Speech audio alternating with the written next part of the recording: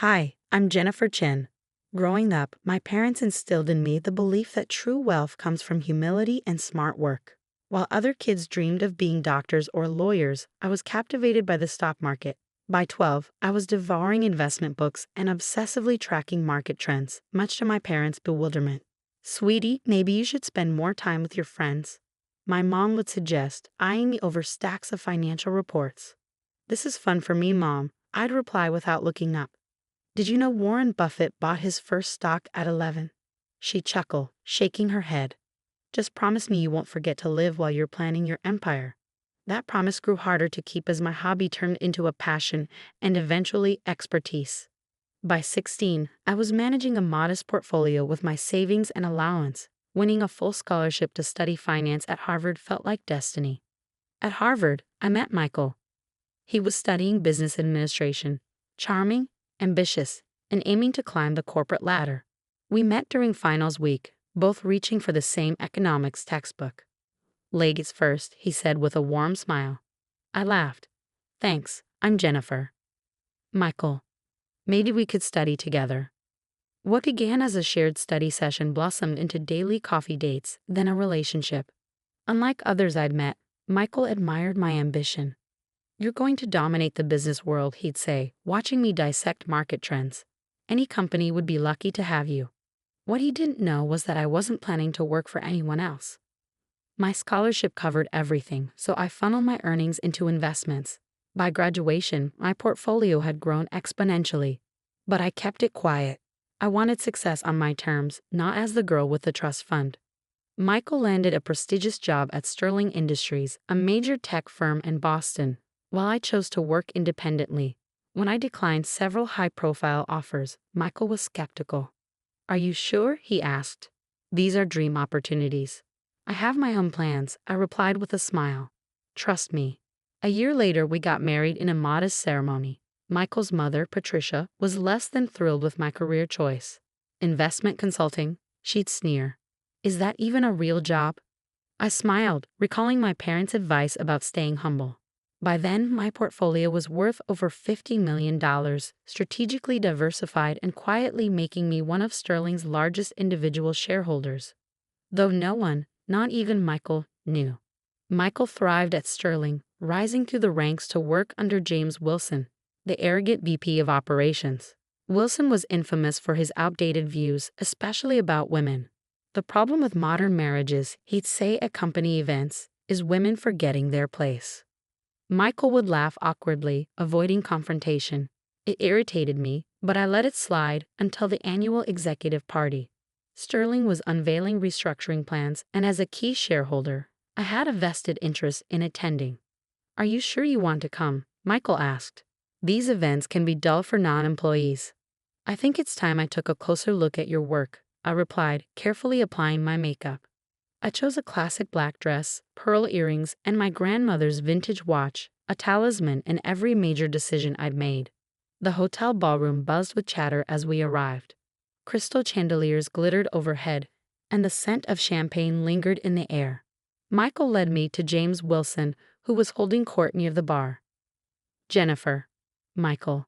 James called, raising his glass. We were just discussing Sterling's exciting new direction. Cutting R&D for short-term profits, I asked, feigning innocence. Doesn't innovation drive sustainable growth? James's smile faltered. Ah, the little wife has opinions on business, does she? Laughter rippled through the group. Michael shifted uncomfortably. She likes to read the financial news, he said quickly. Honey, maybe we should grab some drinks. But James wasn't done. Sterling's biggest problem, he announced loudly, is too many voices from people who don't understand real business, like housewives who think reading the Wall Street Journal makes them experts. The crowd chuckled, but I noticed the CEO, Thomas Richards, watching with interest. My husband, once so proud of my intelligence, stared at his shoes. Before I could speak, a familiar voice interrupted. Actually, James, you might want to rethink that. Sarah Martinez, my private banker and confidant, stepped forward, her smile sharp. Should I explain, Jennifer, or would you like to? James's smug expression faltered. What's going on here? I straightened, feeling my grandmother's watch against my wrist. The time had come. Since you're so concerned about shareholder value, James, I said, my voice calm, perhaps we should discuss the report I'm presenting at Monday's board meeting. The one outlining why your restructuring plan will fail. James turned crimson. Board meeting. What are you talking about? CEO Richards stepped forward, his expression thoughtful. Jennifer Chen, JC Holdings. I knew the name sounded familiar. I smiled. Surprise. Strategic anonymity can be a powerful tool. What's going on? Michael whispered, his face pale and voice trembling. Sarah stepped forward, her tone cutting through the silence. Your wife, she announced to the room, owns 51% of Sterling Industries shares. And no, she doesn't spend her days shopping. The silence hung for a moment before chaos erupted. James Wilson's face turned a vivid red, cycling through shades I didn't know were possible. Michael looked as though he might faint. This is absurd, James sputtered. There must be some mistake. Sarah, ever composed, tapped on her tablet. I can show you the documentation if you'd like. I have all the records right here. CEO Richards stepped forward, a slight smile tugging at the corners of his mouth. That won't be necessary, Sarah. I've suspected as much for some time. The board has been impressed with Mrs. Chen's insights and recommendations for years. James turned to him, stunned. You knew. Of course, Richards replied smoothly. Why do you think your restructuring plan hasn't been approved? Mrs. Chen raised significant objections. Michael finally found his voice, though it wavered. Jennifer. How? When? I met his wide-eyed gaze. Perhaps we should continue this conversation somewhere more private, I suggested, glancing at the growing crowd of onlookers. My office is just upstairs, Richards offered. Shall we? The elevator ride was oppressively silent. Michael alternated between glancing at me and staring at the floor, while James seethed. Sarah, steady as ever, stood by my side, a quiet but unwavering presence. Richard's office was expansive, with panoramic views of the Boston skyline. As we took our seats, James immediately claimed the chair nearest Richard's desk, as if proximity could restore his authority. Well, Richards began, leaning back in his chair, this has been an eventful evening. Eventful? James exploded. This is outrageous. She can't possibly. She can and does. Sarah interrupted, laying documents on the desk. Jennifer Chen, through carefully managed investment vehicles, controls 51% of Sterling Industries. She's been building her position over the past 5 years. Michael's expression morphed from confusion to hurt. 5 years? But we've been married for 3. I started investing in Sterling before we met. I explained evenly. The company had potential but needed modernization. I saw an opportunity. Modernization? James sneered. Yes, James, I replied calmly. Modernization. Like fostering innovation instead of getting R&D. Like respecting your employees instead of perpetuating a toxic workplace. Richards leaned forward. Mrs. Chen's recommendations have been instrumental in shaping our strategy. Her analysis has consistently outperformed expectations. Michael's voice was barely audible. Why didn't you tell me? I held his gaze. Would it have made a difference? Would you have defended me against James's comments if you'd known I was Sterling's majority shareholder? He flinched, the answer clear without being spoken. This is preposterous, James barked, rising from his chair. I've dedicated 15 years to Sterling. You can't just turn it into a toxic environment where innovation and talent are stifled. I interrupted. James, your restructuring plan would destroy this company.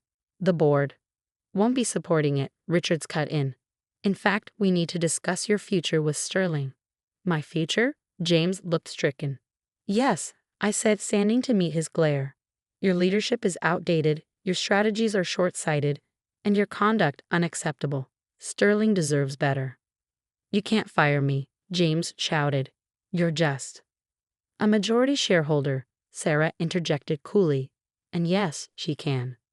Michael remained frozen, his expression unreadable.